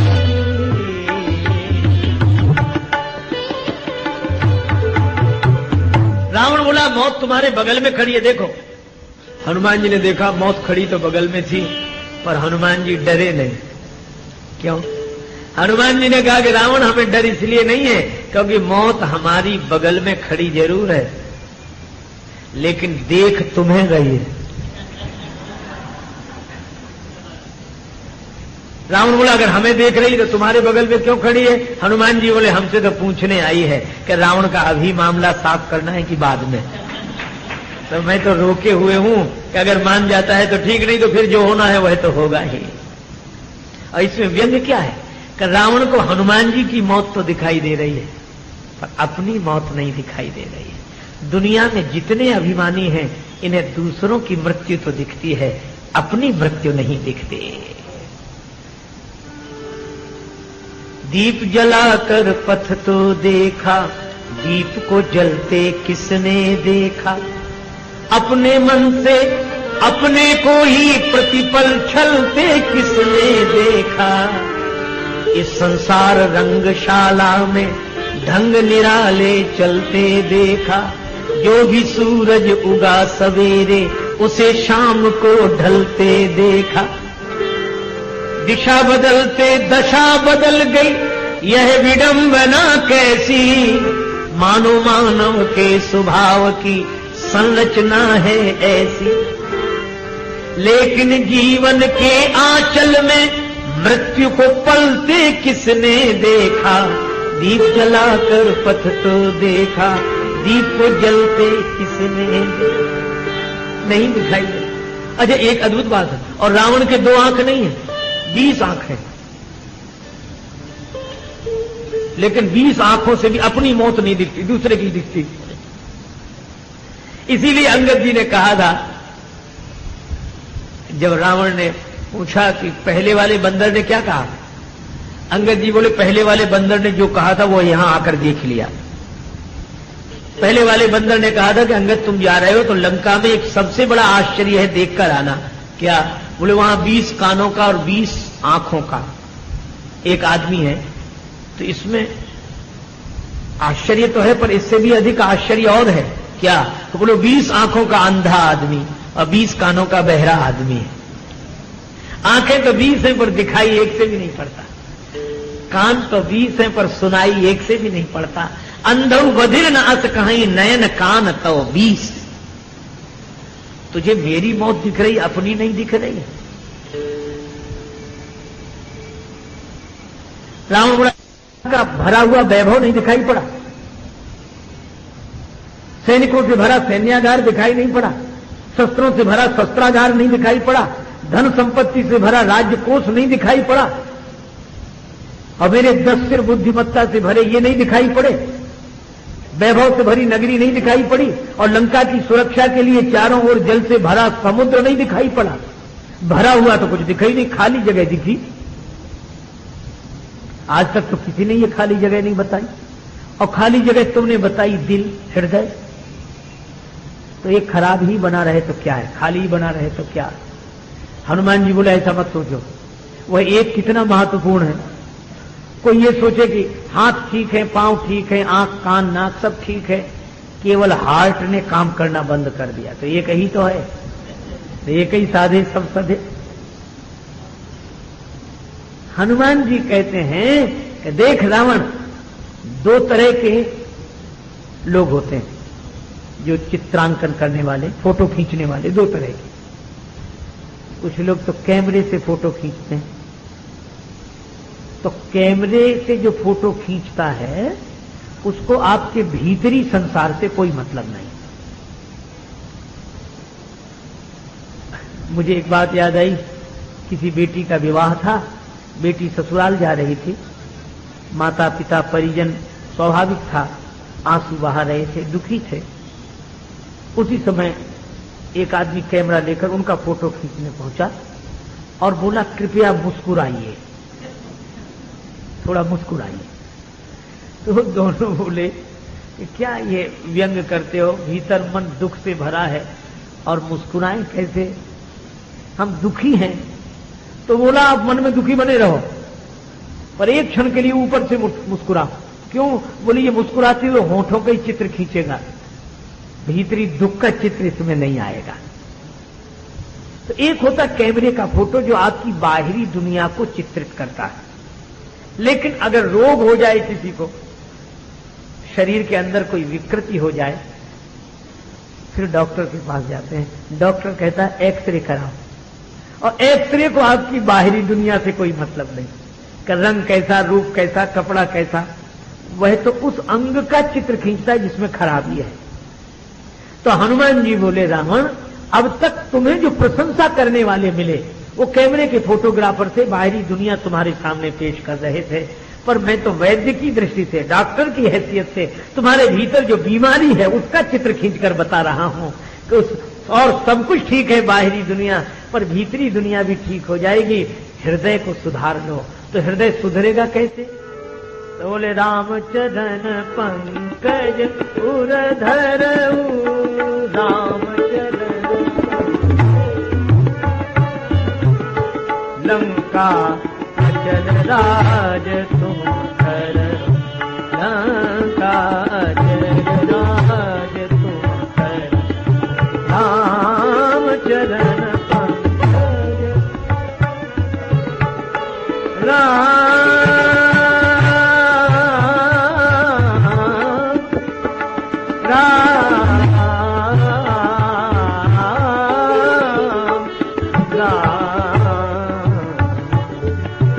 राम चरण पंकज चरण पंकज चरण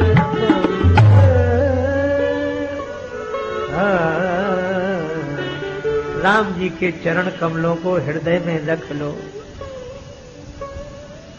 अच्छा, हनुमान जी रावण को उपदेश दे रहे हैं कि भगवान का भजन करो। ब्रह्मता जी भजहु भगत भय हारू। तो क्या हनुमान जी से कोई पूछे कि आप रावण को तो उपदेश दे रहे हैं, तो जो आप उपदेश दे रहे हैं उसका पालन स्वयं भी करते हैं कि नहीं? हनुमान जी बोले मैं बोलता ही तभी हूं।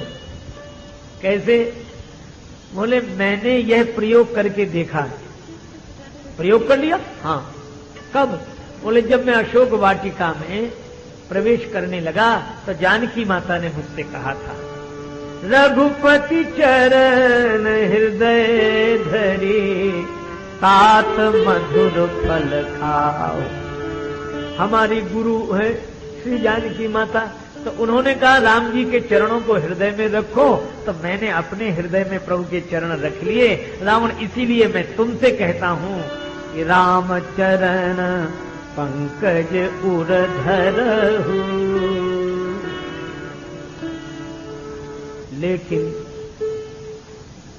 यह बात रावण को समझा रहे थे हनुमान जी। हनुमान जी हैं गुरु, मंत्र दे रहे थे रावण को, लेकिन मंत्र सुन लिया किसी दूसरे ने। रावण ने तो नहीं माना, लेकिन ये मंत्र सुन लिया विभीषण जी ने। इसीलिए कहा, तुम्हारो मंत्र विभीषण माना, तुम्हारो मंत्र विभीषण माना, लंकेश्वर भय सब जग जाना, लंकेश्वर भय सब जग जाना।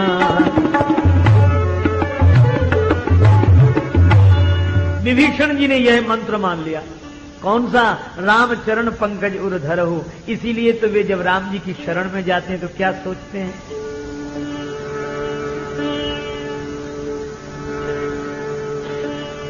देखी हूं जाए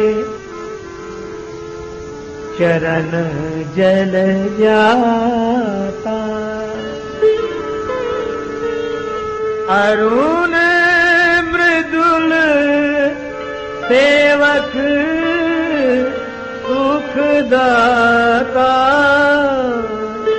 देखी हूं जाए चरण जल जाता, अरुण मृदुल सेवक सुखदाता, ये पद पर सिकरी नारी, अंडक कानन पावनकारी, ये पद।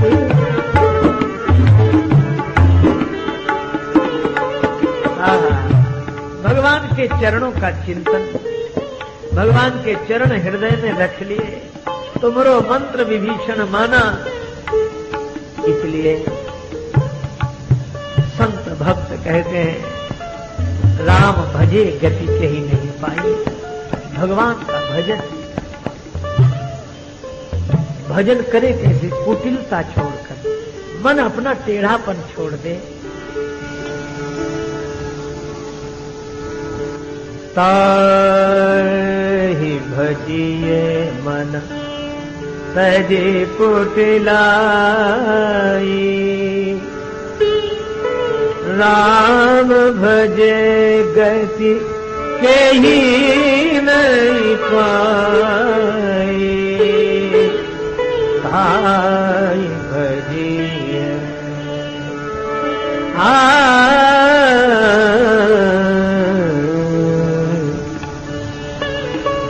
कहा विभीषण ले मिल्यो, लंक मिली बख्शीश और सीतापति रघुनाथ को तनक नवायो शीश। भगवान से अपने मन को जोड़ लें, कुटिलता छोड़कर उनके हो जाएं, तो हमारी सदगति में कभी कोई संदेह नहीं, क्योंकि राम भजे गति के ही नहीं पाई। बड़े प्रेम से नाम संकीर्तन करते हुए चर्चा करोगी ना। हाँ, संकीर्तन के पूर्व श्री नट्टू भाई जी आपको कुछ संदेश देंगे, उसके बाद नाम संकीर्तन।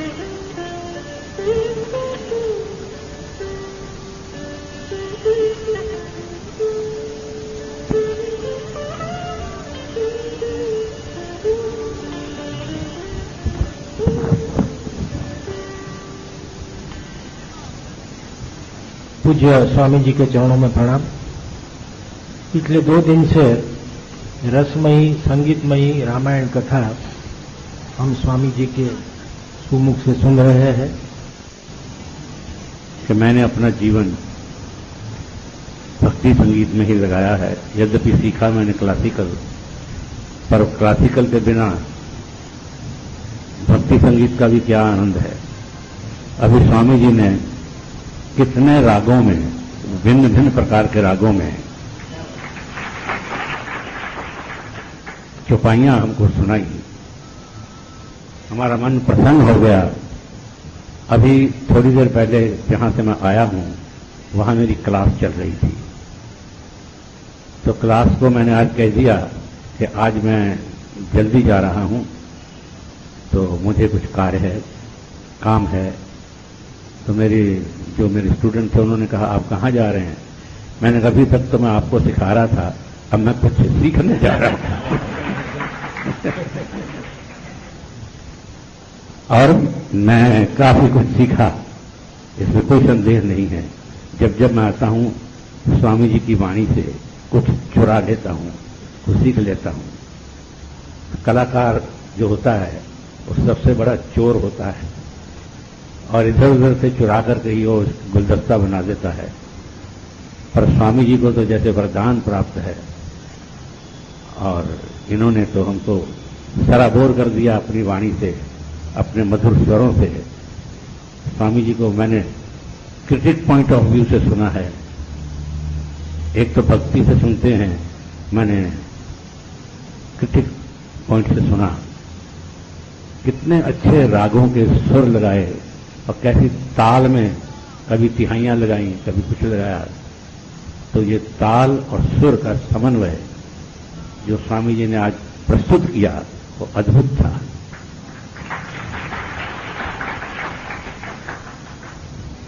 स्वामी जी को मैं और क्या कहूं, ये सूर्य को दीपक दिखाने जैसी बात है। इनकी प्रशंसा मेरे मुंह से हो, इसमें योग्य ही नहीं हूं। स्वामी जी ने तो गदगद कर दिया। और जैसे ही आज सवेरे मुझे सूचना मिली कि स्वामी जी का आज यहाँ पे प्रवचन है, कथा है, मैं बहुत ही प्रसन्न हुआ। मैंने कहा मैं अवश्य आऊंगा।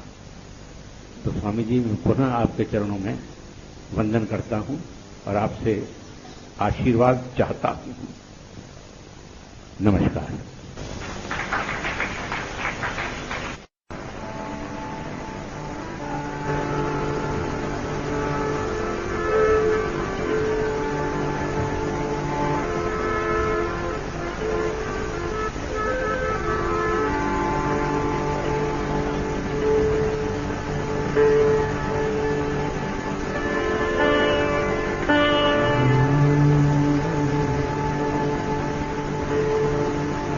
अब हम लोग भगवान नाम संकीर्तन करेंगे। आदरणीय श्री जलोरकर जी ने जो कुछ कहा वह मानो भगवान का प्रेम ही बोल रहा है, और इधर जो दिखाई देता है वो भगवान की कृपा है। और भगवान की कृपा की सराहना तो भगवान के प्रेम से भरा हुआ हृदय ही कर सकता है। सारी लीला मिलती है। बड़े प्रेम से नाम संकीर्तन करें। जय सिया राम, जय जय सिया राम।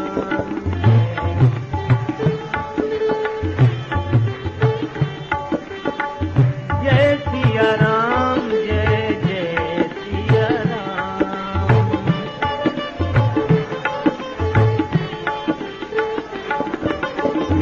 जय सिया राम, जय जय सिया राम।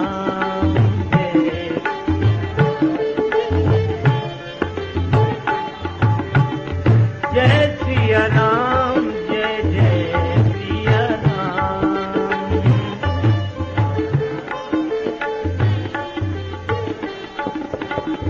जय सिया राम, जय जय सिया राम। जय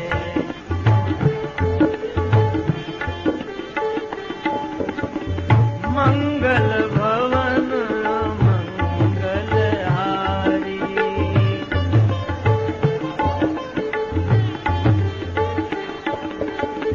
द्रवहु सुदशरथ अजिर बिहारी।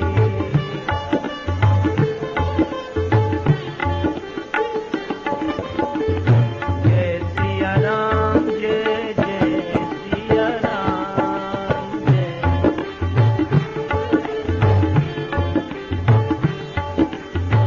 मधुर मधुर नाम, जय सिया राम।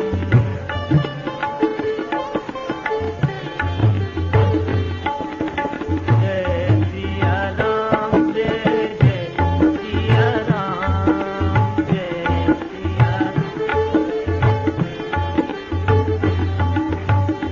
सिया राम, जय जय सिया राम। जय सिया राम, जय सिया राम। जय सिया राम, जय सिया राम।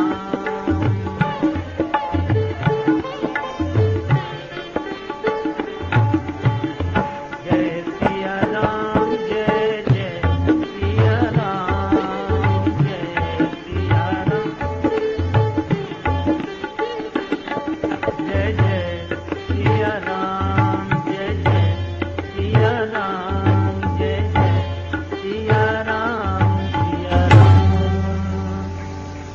श्री सीताराम जी महाराज की, श्री हनुमान जी महाराज की, तुलसीदास जी महाराज की, सब संतन की जय, सब भक्तन की जय। जय श्री सीताराम, जय जय श्री राधे श्याम। नमः पार्वती पतये, हर हर महादेव।